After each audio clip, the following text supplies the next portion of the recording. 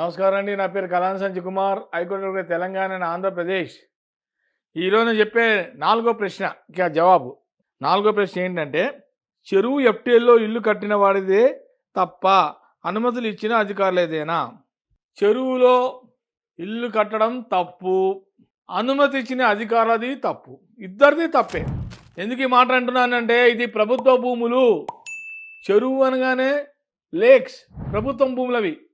ఈ మధ్య కాలంలో మనం న్యూస్లో కూడా చూసాం, సెలబ్రిటీస్ కూడా చెరువులో కట్టమని కూడా డిమాండ్ స్టేషన్ జరిగింది. హైదరాబాద్ వచ్చిన తర్వాత కొంతమంది బడాబాబులు వాళ్ళ భూములు కూడా చెరువులో కడితే డైరెక్ట్గా కొలగొట్టేసింది హైడ్రా. చెరువులో కట్టడం ముమ్మాటికి తప్పే. చెరువులో ఒకవేళ కట్టినా, అధికారులు అనుమతి ఇచ్చినా, అధికారుల మీద కూడా చర్యలు ఉంటాయి. వాళ్ళు అసలు అధికారులదే ఎక్కువ బాధ్యతగా ఉంటుంది.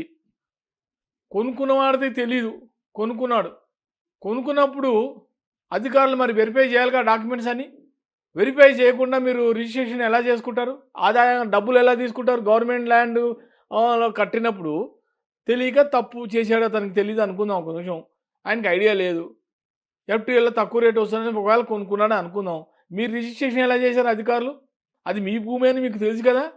ఏమన్నా డబ్బుకి పైగా వస్తుందని ఆశపడ్డారు? ఏమన్నా చర్యలు ఉంటాయి. ఇప్పుడు వాళ్ళు కట్టుకున్న తర్వాత లక్షలు పెట్టి కట్టుకున్న తర్వాత ఇప్పుడు వచ్చి నేను కూల కొట్టేస్తా అంటే హైదరాబాద్ మరి వాళ్ళ పరిస్థితి ఏంటి? కట్టుకున్న వాళ్ళ పరిస్థితి ఏంటి? కట్టుకున్నప్పుడు వాళ్ళు కడుతున్నారని తెలిసినప్పుడు, గవర్నమెంట్ ల్యాండ్ అని తెలిసినప్పుడు మీ అధికారులు వెంటనే స్టాప్ చేయాలని తెలియదా? ఎలా రిజిస్ట్రేషన్ చేసుకుంటారు? ముమ్మాటికి రిజిస్ట్రేషన్ చేసిన అధికారులనే నేను తప్పు పడతా, కొనుక్కున్న వాళ్ళకన్నా. కొనుక్కున్న వాళ్ళకి అసలు ఎఫ్టీఎల్ అంటే ఇప్పుడు తెలుస్తుంది, ఆ రోజుల్లో తెలియదు వాళ్ళకి. హైడ్రా వచ్చిందో ఫుల్ ట్యాంక్ లెవెల్ అని ఇప్పుడు తెలుస్తుంది జనానికి. 30-40 ఏళ్ళ కింద అప్పుడు ఎవరికి తెలియదు. ఇప్పటికి కూడా జీవో 111 ఇంకా దాని మీద పెద్ద డిస్ప్యూట్స్ నడుస్తుంది అక్కడ గండిపేటలో. హిమాయత్ సాగర్, గండిపేట లేక్స్లో ఇంకా అక్కడ డిస్ప్యూట్స్ ఇంకా నడుస్తూనే ఉన్నాయి. ఇంతవరకు తేలా 1996 నుంచి ఈ రోజు వరకు ఆ 111 జీవో మీద ఎవరు మాట్లాడలే. అక్కడ చాలామంది పెద్ద వాళ్ళు బిల్డింగులు కట్టారు, మళ్ళీ దాన్ని కూల్చారు హైదరాబాద్ వెళ్ళి. ఎందుకు వాటి జోలికి ఎందుకు వెళ్ళట్లేదు? ఆ జీవో నెంబర్ 111 మీద మళ్ళీ సపరేట్ ఇంకో వీడియో చెప్తాను. కాబట్టి ఫుల్ ట్యాంక్ లెవెల్లో ఎవరైనా తెలియక కట్టుకున్నా అది కరెక్షన్ చేయవలసిన బాధ్యత అధికారులదే. డాక్యుమెంట్ తీసుకొచ్చి మీకు చూపిస్తారు. మీకు తెలుసు సర్వే నెంబర్, అధికారులకు తెలుసు సర్వే నెంబర్, అధికారులకు తెలుసు జ్యూరిడిక్షన్ ఎక్కడో తెలుసు. ఏ ప్రాంతంలో గవర్నమెంట్ ల్యాండ్స్, ఏ ప్రాంతంలో పట్టాభూములు అధికారులకు తెలీదా? చెయ్యండి మరి. అందుకని మళ్ళీ స్టార్ట్ చేయండి రీసర్వేలో చేస్తే మొత్తం ఓవరాల్గా తెలంగాణలో ఎన్ని ఎకరాల, లక్షల ఎకరాల భూములు గవర్నమెంట్ ఉన్నాయి, ఎన్ని లక్షల ఎకరాల పట్టాభూములు ఉన్నాయి మీకు ఒకరి బైబిల్కి చేసుకోండి. మీరు రీసర్వే చేయండి. మీకు చేయాల్సిన బాధ్యత రెవెన్యూ వాళ్ళదే. రెవెన్యూ వాళ్ళు ఏం చేయరా? హైడ్రా పెట్టేశారు, వస్తున్నారు, పేదవాళ్ళ భూములు దాడి చేసి వాళ్ళు కూలగొట్టేస్తున్నారు. వాళ్ళకి తెలియదు పాపం, పేదవాళ్ళకి తెలీదు, చదువు లేదు వాళ్ళకి. ఏదో 4 రూపాయలు కష్టపడి కట్టుకున్నారు వాళ్ళు తెలియక.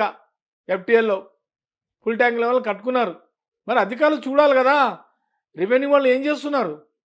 రెవెన్యూ వాళ్ళ దగ్గర మొత్తం డేటా ఉంటుంది వాళ్ళ దగ్గర. కాకపోతే ఎవరైనా ఏదైనా కాస్త పైన డబ్బులు ఇస్తే మరి ఏమైనా చేస్తున్నారో నాకైతే తెలియదు. ఇప్పుడు వచ్చి ఎఫ్టీఎల్లో కట్టారని చెప్పి వాళ్ళవన్నీ కోలుకోవడానికి మటుకు స్టార్ట్ అయ్యారు. మన దేశంలో దౌర్భాగ్యం ఏంటంటే, ఎంతో కష్టపడి ఇటుక పెట్టి కట్టుకుంటారు, ఈజీ కట్టేస్తారు. ఆ కట్టుకోవడానికి నెలలు పట్టచ్చు, సంవత్సరాలు పట్టచ్చు. కానీ మన వాళ్ళకి స్పాట్లు కూలగొట్టమని చెప్పండి వచ్చేస్తాయి, బుల్డోజర్లు వచ్చేస్తాయి, హైదరాబాద్లో వచ్చేస్తారు, జేసీబీ వచ్చేస్తుంది, పట్టుమని కూలగొట్టేస్తారు. నేలమట్టం గంటలో, కట్టడం సంవత్సరాలు, నెలలు, కానీ కూలగొట్టడం గంటలే మన దగ్గర. దయచేసి అధికారులు ఎఫ్టీఎల్లో రిజిస్ట్రేషన్ అయితే అధికారులది తప్పు, ఎవరైతే ఓనర్స్ ఎవరైనా ప్రాపర్టీ కొంటారు ఎఫ్టీఎల్లో వాళ్ళది తప్పు. కాబట్టి తప్పే, ఇద్దరిది తప్పే. కాబట్టి ఇవన్నీ ఎఫ్టీఎల్లో కొనటమే తప్పు. అది కేవలం గవర్నమెంట్ ల్యాండ్స్. దయచేసి ఓనర్స్ ఎవరు కూడా ఆ ఎఫ్టీఎల్ జోలికి పోకండి. బఫర్ జోలికి పోకండి. ఇంతకుముందు చాలాసార్లు చెప్పా వీడియోలో. గమనించి ఖర్చు పెట్టేటప్పుడు, ప్రాపర్టీ ఇన్వెస్ట్ చేసేటప్పుడు చాలా జాగ్రత్తగా ఉండాలని కోరుకుంటున్నాను. మీకు ఏదైనా డౌట్స్ వస్తే సబ్స్క్రిప్షన్కి వెళ్ళి, సార్ ఈ ప్రాపర్టీ మేము కొనాలనుకుంటున్నాం సార్, ఇది 22 క్యాపిటల్ ఏమైనా ఉందా, ఇది ఎఫ్టీఎల్ ఏమైనా ఉందా, ఈ బఫర్ జోన్లో వస్తే కొంచెం దయచేసి చెప్తే దాన్ని బట్టి మేము కొనుక్కుంటామని చెప్పండి. నమస్కారం.